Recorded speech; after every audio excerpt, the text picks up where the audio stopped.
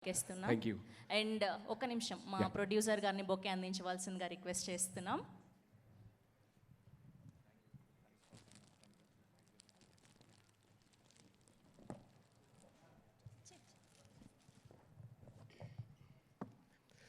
అందరికీ నమస్కారం అండి.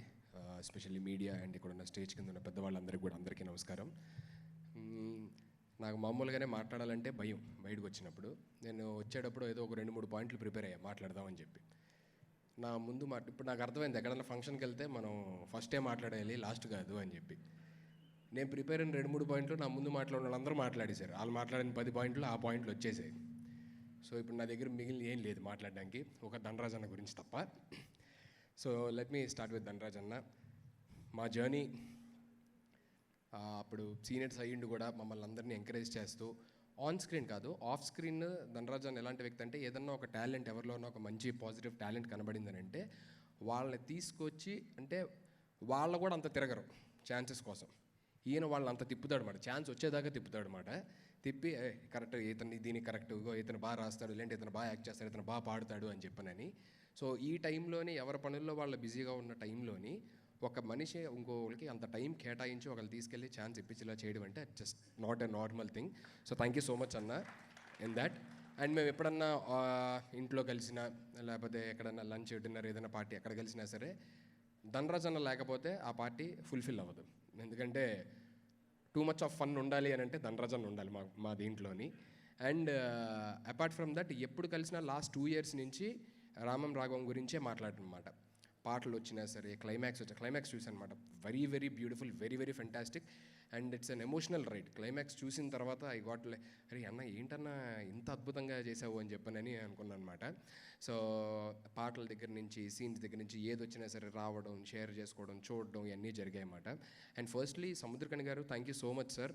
సో ఎందుకంటే ఒక అంత పెద్ద డైరెక్టర్ ఒక యాక్టర్ ఒక కథ ఒప్పుకున్నారు, అది కూడా ఆయన డైరెక్షన్లో అంటే that's it self like it it's telling what's the story is.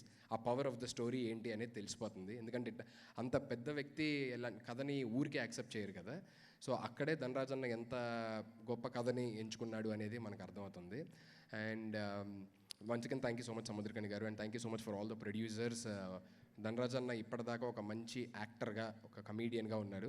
So ఇందాక నుంచి అందరూ చెప్తున్నట్టు ఒక మంచి డైరెక్టర్గా Feb 21 తర్వాత ఒక సక్సెస్ఫుల్ డైరెక్టర్గా ఉండాలని మనస్ఫూర్తిగా కోరుకుంటున్నాను. అండ్ దానికి ఆల్రెడీ పునాది మా వేణన్ వేశాడు. సో అదే దీంట్లోని ధనరాజ్ అన్న కూడా సూపర్ సక్సెస్ఫుల్ అవ్వాలని మనస్ఫూర్తిగా కోరుకుంటున్నాను. And I wish all the entire unit, entire crew, ప్రొడ్యూసర్స్కి కానీ డైరెక్టర్కి కానీ ధనరాజ్ అన్న and Samuthirakani garu entire team all the very best. And thank you so much. ఏదన్నా తప్పు మాట్లాడుంటే క్షమించండి. Thank you. అమ్మో యా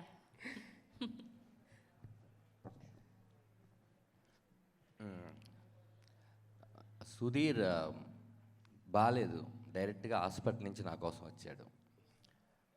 3 రోజుల నుంచి రావడానికి అంటే మాట కూడా రావట్లేదు తనకి.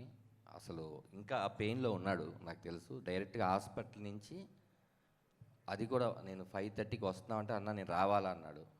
నీ ఇష్టం అన్న, నేను వస్తానన్నా అని వచ్చాడు. వాడికి అసలు ఓపిక లేదు నాకు తెలుసు. థ్యాంక్స్ రా, థ్యాంక్ యూ సో మచ్. ఎందుకన్నా నేను చెప్పలేను. Love you. యా అంటే మనస్ఫూర్తిగా ఉండాలి అన్న వ్యక్తుల్లో వీడొకడు. ఇంకా చాలామంది ఉన్నారు. ఇప్పుడు వీడు ఇక్కడ ఉన్నాడు కాబట్టి వీడు అనొచ్చా నన్ను ఫ్యాన్స్ ఏమన్నారు. హ్యాపీగా మా ఇద్దరిది ఏంటంటే అండి, ఎక్కడికైనా బయటికి వెళ్ళినా లేదంటే ఎక్కడైనా ఫారెన్ వెళ్ళినా సరే నేను ఇంకెవరితోనే అంత జెల్ అవ్వను, ఈయన కూడా ఎవరితో అంత జెల్ అవ్వడు. మా ఇద్దరికి ఏంటో కుదిరిద్ది అన్ని విషయాల్లోని. జెల్ అవ్వడం అది కూడా చాలా బాగా జెల్ అవుతాం. థ్యాంక్స్ రా. ఎందుకంటున్నానంటే నాకు తెలుసు వాడు అసలు చాలా మొహమాటస్తుడు. వాడి సినిమా ఫంక్షన్కి వెళ్ళడానికే 100 సార్లు ఆలోచిస్తూ ఉంటాడు. అలాంటిది హాస్పిటల్ నుంచి రావడం అనేది, నా కోసం రావడం, మా సినిమా కోసం రావడం అనేది నాకు చాలా ఆనందంగా ఉంది. ఇప్పుడు నేను ఎందుకు స్టేజ్ ఎక్కి ఈ విషయం చెప్తున్నా అంటే ఇక్కడి నుంచి దిగి మళ్ళీ అందరూ అక్కడ కూర్చుంటారు కదా, వాడు వెళ్ళిపోతాడు. అందుకు తప్పుగా అనుకోవద్దు, తన హాస్పిటల్కి వెళ్ళాలి. అది చెప్తామని నా బాధ్యతగా వచ్చాను. Yeah okay, thank you so much everyone. Thank you so much అండి.